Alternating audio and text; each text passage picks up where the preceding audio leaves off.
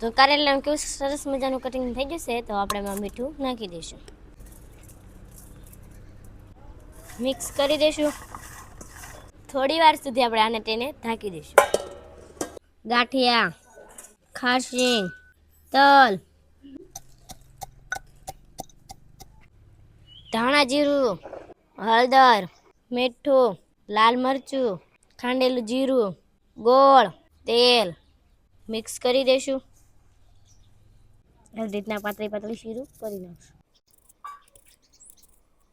હવે આપણે કારેલાના બિયા કાઢી નાખશું.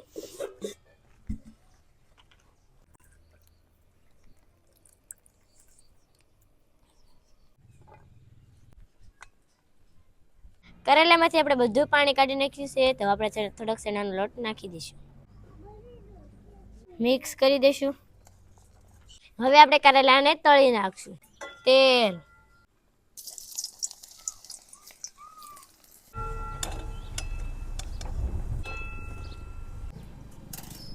તેલ, રાઈ, જીરું, હિંગ, મીઠો લીમડો, ડુંગળી,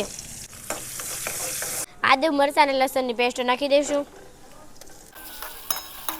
હળદર મિક્સ કરી દઈશું.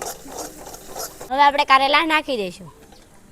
મીઠું, હવે આપણે જે મસાલા બનાવ્યો હતો એ નાખી દઈશું, મિક્સ કરી દઈશું.